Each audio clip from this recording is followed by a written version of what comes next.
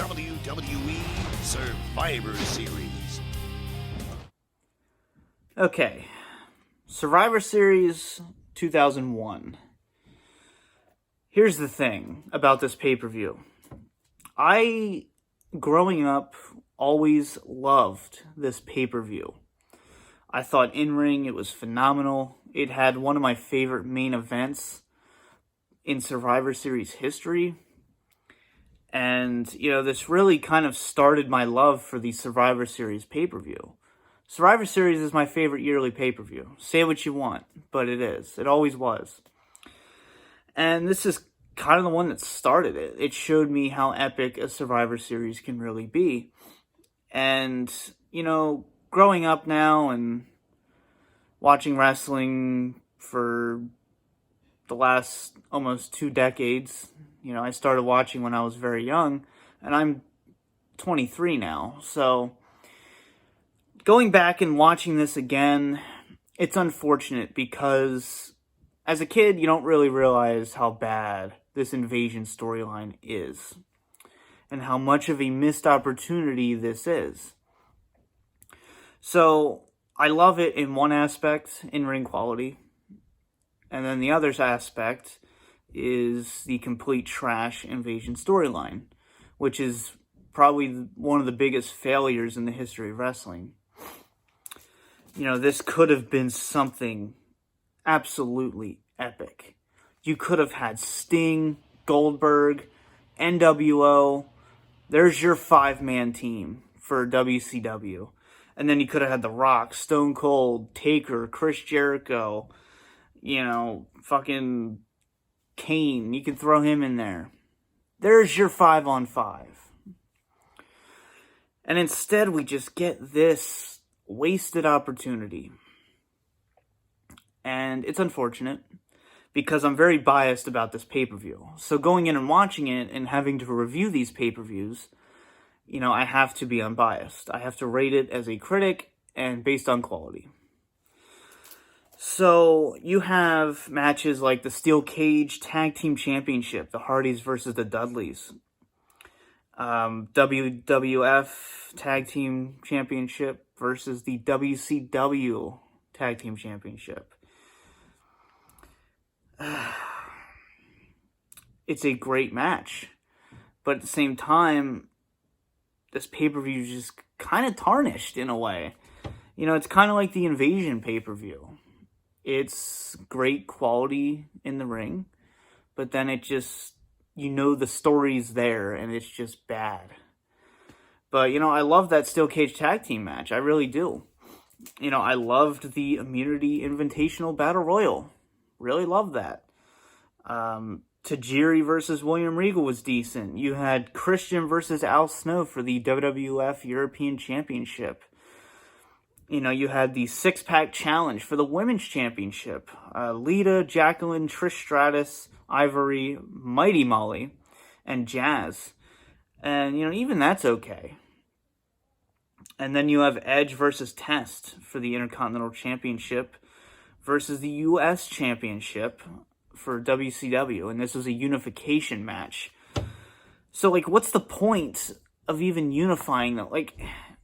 When you buy WCW, I know you're buying all its assets. You're buying its talent, championships, pay-per-view names, videotape library, everything. Everything imaginable is yours. But does that mean you have to make a WCW US champion? No, you don't. Does that mean you have to make a WCW Tag Team Championship? No, you don't. Just take the best. Like the Cruiserweight title. That's cool. Take that. Use it. The Cruiserweight title was cool in WWE for a little while. And, my favorite aspect of WCW was always the Cruiserweight division. So it makes sense to pull that title and use it in the WWE. And, this main event, we had The Rock, Chris Jericho, Undertaker, Kane, and Big Show versus Team Alliance, Stone Cold, Kurt Angle, Rob Van Dam, Booker T, and Shane McMahon. Stone Cold does not work as a heel. We all know this. I still to this day hate the ending to WrestleMania 17. and you're supposed to boo Stone Cold, who was your biggest draw since Hulk Hogan. And Hulk Hogan's heel turn was different. That was different. That one was time.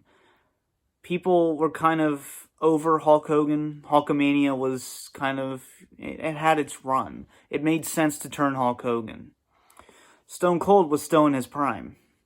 You don't turn him when he's in his prime of, being over with the fan base. It's not going to work, especially in your home state, but... So, Stone Cold still just did not work as a heel. And like I said, this pay-per-view has the in-ring quality. I love this main event.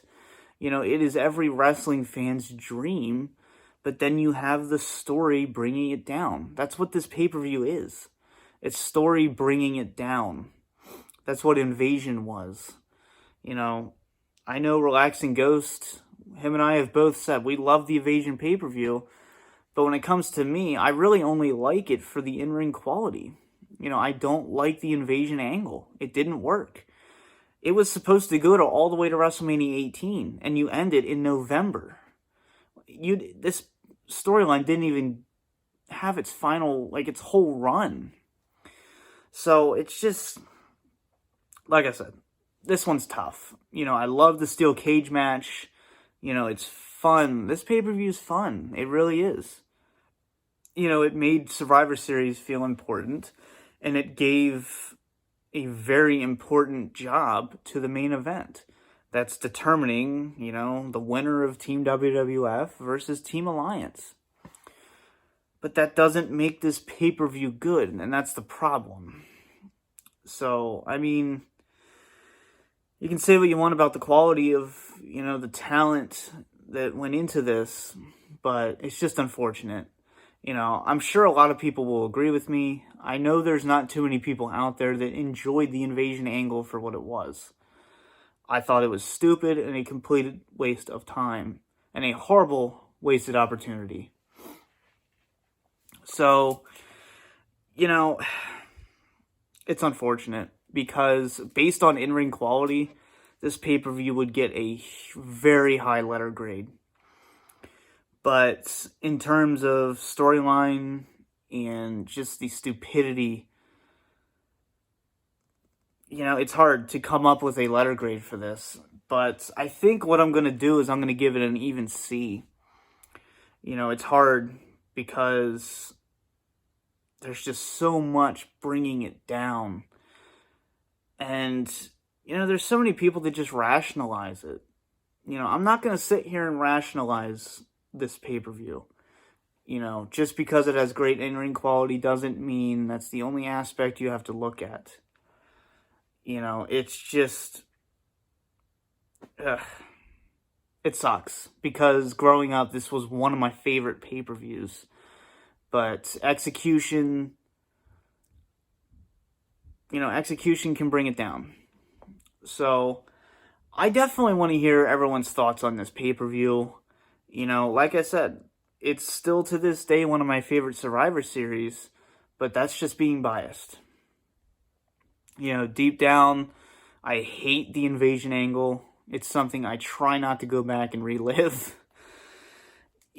But give me your thoughts on this one. And, it's a shame. It really is a damn shame, because this could have been the most epic storyline in the history of wrestling. Wrestling hasn't been the same since WCW was bought out. It hasn't been. And it never will be.